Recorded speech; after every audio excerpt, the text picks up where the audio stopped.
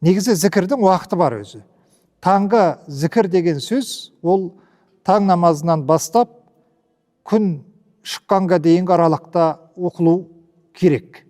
Осы уақытта жасалады таңғы зікір.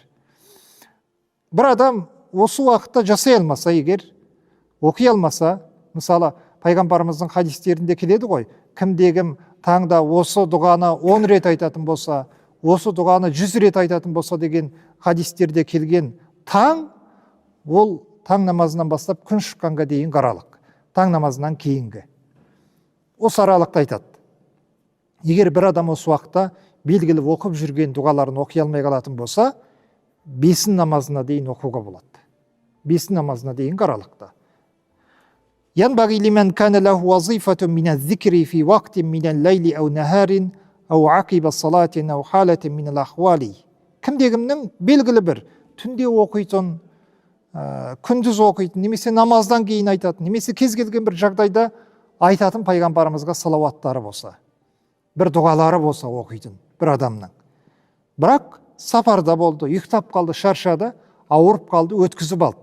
Бүгін мысалы таңда сіз пайғамбарымызға 50 рет, 100 рет салауат айта алмадыңыз. Сіздің әдетіңізде күнделікті айтып жүруші едіңіз.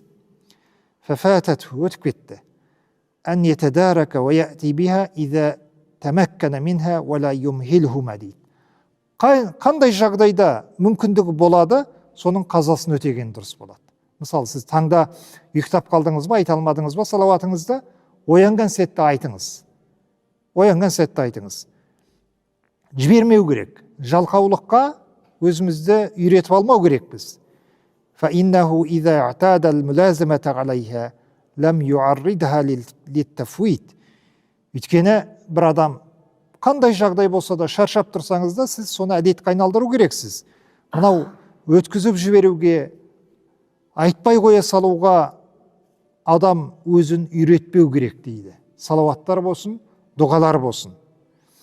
Егер сіз қазасын өтемейтін болсаңыз, кеше сіз салауат айтқан жоқсыз. Кеше сіз күнделікті өзіңіздің Құраныңыздан оқып жүрген 5 бетіңізді оққан жоқсыз. Егер сіз бүгін соның қазасын өтемейтін болсаңыз, онда сіз әр күні қаза жіберуге әдеттенесіз. Кеше 5 бет оққан жоқсыз ба Құраныңыздан, бүгін 10 бет оқу керексіз. 5-еуі бүгінге, 5-еуі кешегінің қазасы. Кеше сіз пайғамбарымызға әр күні 100 салауат айтатын болсаңыз, кеше айтпадыңыз ба, бүгін 200 салауат айтыңыз. Өйткені не үшін?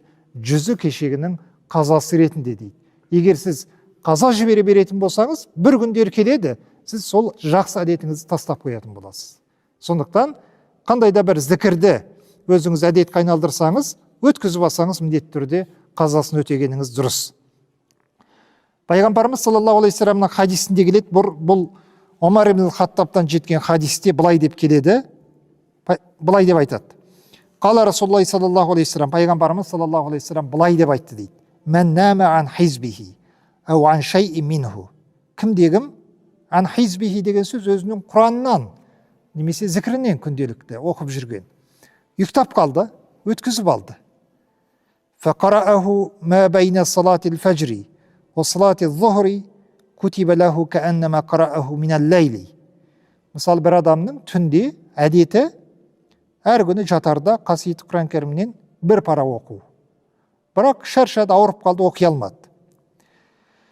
Сол кісі ертесінде егер түнде оқи алмаса, ертесінде 5 намазына дейін сол өткізіп алған қасиетті Құран кәрімдегі оқи алмай қалған аяттарын, немесе пайғамбарымызға айта алмай қалған салауаттарын, айта алмай қалған дұғаларын 5 намазына дейін айтатын болса дейді, Алла тағала ол кісіге сол түнде уақытында оқыған сияқты сауап жазады дейді.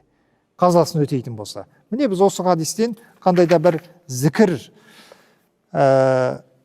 немесе салауатты өткізіп алсақ, оның қазасын өтеуге болатындығын сеземіз.